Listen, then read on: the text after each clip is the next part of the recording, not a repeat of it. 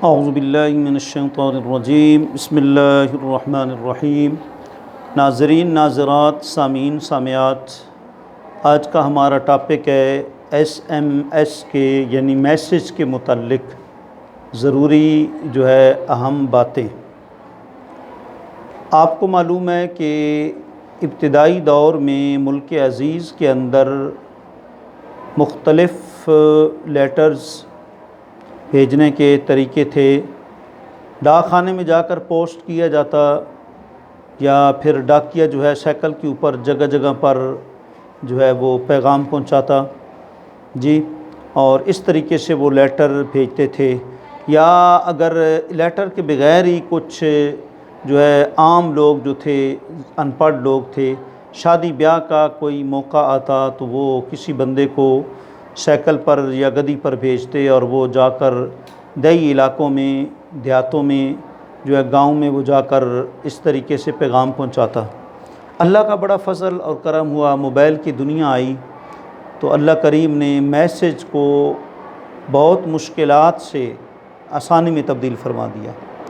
پہلے لفافہ لیتے، اس کے اوپر ایڈریس لکھتے، پھر 3 دن کم از کم دور میسج جہاں بھیجنا ہوتا 3 دن کم از کم اس کو پہنچانے میں لگ جاتے اور پھر اس کے اوپر خرچ آتا۔ اگر اندرون ملک ہے تو اس کے اوپر، اور بیرون ملک اگر وہ لیٹر کو ہم نے ارسال کرنا ہوتا اس پر اس کے حساب سے وہ خرچ پڑتا۔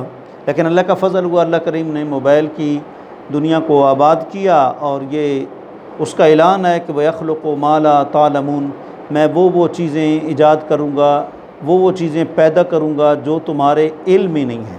اور واقعتاً ہمارے علم میں نہیں تھا کہ پوری لائبریری چھوٹے سے موبائل میں سم میں آ جائے گی اور اتنی بڑی دنیا وہ گوگل کے اندر اور اتنا کچھ وہ فیس بک پہ آ جائے گا۔ یہ تو اللہ کا فضل ہوا۔ میسج کا بنیادی مقصد تو ایک یہی تھا کہ بندہ سستے داموں ایک اکثر طریقے سے پیغام وہ بھیج لے، لیکن بعد میں اس کا استعمال غلط ہونا شروع ہو گیا اور اصل مقصد ہی اس کا وہ فوت ہو گیا۔ اس چیز کے متعلق ہم نے چند باتیں آپ کی خدمت میں عرض کرنی ہے۔ سب سے پہلی بات تو یہ کہ فضول کاموں سے، لغو کام اچھی بات نہیں ہے۔ یہی وجہ ہے کہ لغویات کو اللہ کریم نے جنت کے اندر نہیں رکھا۔ ان للمتقین مفازا حدائق واعنابا وکواعب اترابا وکأسا دہاقا لا يسمعون فيها لغوا ولا كذابا۔ فرمایا جنتی نہ تو لغو بات کوئی سنیں گے اور نہ ہی جھوٹ بولیں گے۔ معلوم ہوا کہ جھوٹ بولنا اور لغو بات کرنا یہ 2 چیزیں بہت ان کی تاکید کی گئی۔ بلکہ ایک روایت میں یوں آتا ہے کہ آقا کریم علیہ السلام نے فرمایا من حسن اسلام المرء ترکہ ما لا یعنی، فرمایا اسلام کا حسن اور خوبصورتی اس بات میں ہے کہ جتنے فالتو کام ہیں بندہ ان کو چھوڑ دے۔ تو لہٰذا اب یہ فضول کام خواہ مخواہ میسج کے ذریعے کرنا شروع کر دی گئے۔ پھر یہ کہنا شروع کر دیا اتنی دفعہ یہ سینڈ کریں گے تو یہ ہوگا، اتنی دفعہ نہیں کریں گے تو یہ نقصان ہوگا۔ یہ بالکل لغویات ہیں، ان کی طرف بالکل آپ کان نہ لگائیں۔ یہ غلط بات وہ غلط بات ہی ہے۔ نمبر 2، میسج آپ نے کرنا ہو موقع کی مناسبت سے کریں۔ عید کا موقع آئے مبارک میسج کریں، عید الفطر ہو، عید الاضحیٰ ہو، جمعہ کا دن ہو، جمعہ کے دن کی مبارکبادی کریں، شب برات ہو تو بھائی مجھے معاف کرنا، میرے گناہوں کو معاف کرنا، آج بجٹ خدائی بجٹ کی رات ہے، آج پتہ نہیں کیا فیصلے ہوں گے وغیرہ وغیرہ۔ موقع کی مناسبت سے آپ میسج بھیجیں۔ آپ میٹنگ میں مصروف ہیں، کسی کا فون آ جاتا ہے، آپ فون نہیں کر پاتے، فوراً آپ میسج بھیج دیں کہ میٹنگ میں مصروف ہوں وغیرہ وغیرہ۔ موقع کی مناسبت سے آپ میسج بھیجیں تو یہ پھر ٹھیک ہے۔ نمبر 3، عشقیہ میسج سے بچیں۔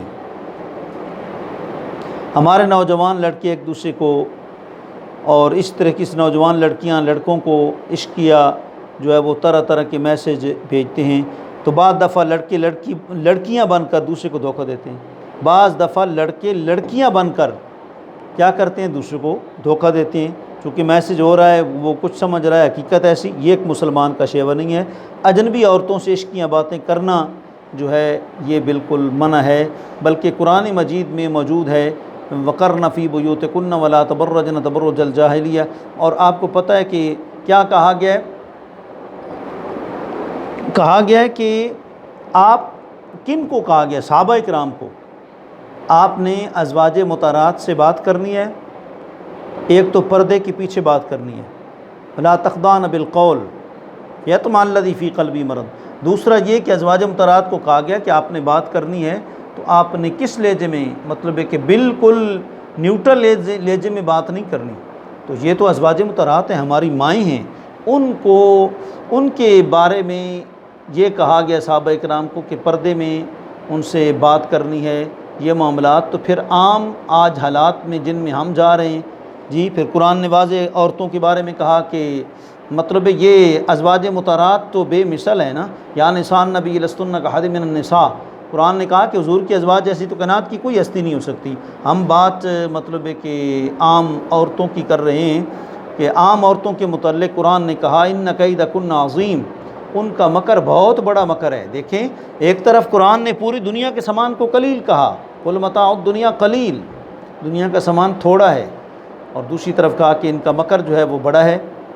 تو اس سے آپ اندازہ لگا لیجئے کہ عشقیہ میسج بھیجنا اس کا جو ہے وہ کتنا نقصان ہے. اور تیسرا یہ کہ فوش میسج، لعن طعن والے میسج، ان سے ہمیں گریز کرنا چاہیے.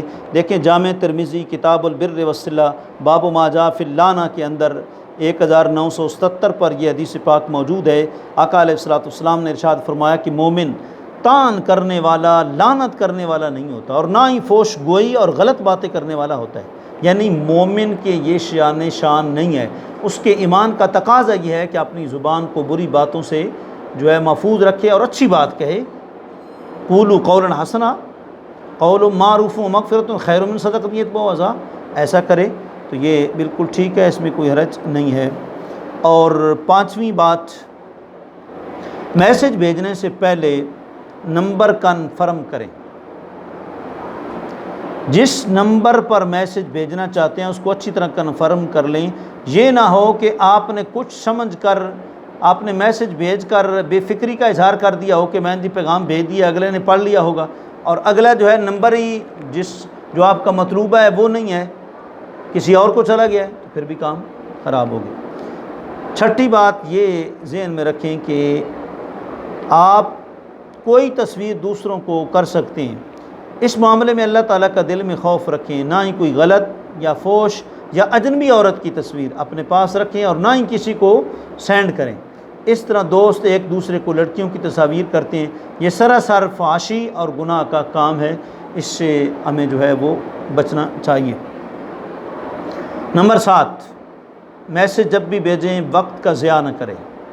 کچھ لوگ تو سارا دن میسج لکھنے میں لگے رہتے ہیں، کچھ لوگ عشاء کے بعد لگتے ہیں میسج میں. دیکھیں حدیث پاک میں آقا علیہ الصلوۃ والسلام نے فرمایا لا سمرا بعد العشاء، عشاء کے بعد کوئی قصہ گوئی، کوئی گفتگو نہیں ہے. عرب کا طریقہ یہ تھا کہ چوراہوں میں کھڑے ہو کر شعراء شعر پڑھتے رہتے تھے، رات گئے تک باتیں کرتے رہتے تھے.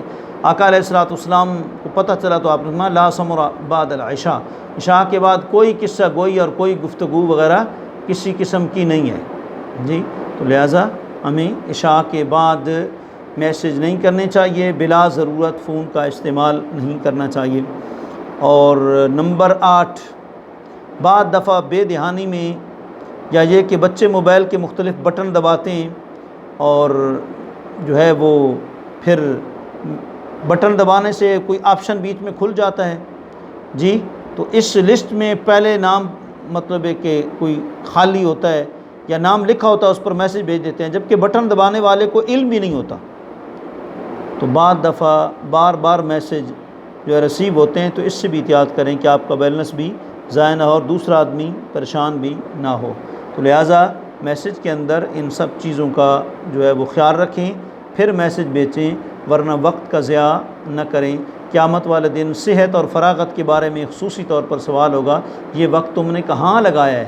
اگر ہمارا وقت ادھر ادھر لگ گیا فالتو باتوں میں تو پھر ہم سے بڑی سخت گرفت ہو سکتی ہے. تو موبائل نعمت بھی ہے، زحمت بھی ہے. موبائل فون بھی ہے اور ایمان کا خون بھی ہے۔ اللہ کریم آپ کو ہم سب کو اچھے اس کے استعمالات کر کے اس سے استفادہ کرنے کی توفیق عطا فرمائے، اس کے مضر مہلک اثرات جو ہے ان سے بچانے کی، قوم و ملت کو دور رکھنے کی توفیق عطا فرمائے۔ وآخر دعوانا ان الحمد للہ رب العالمین۔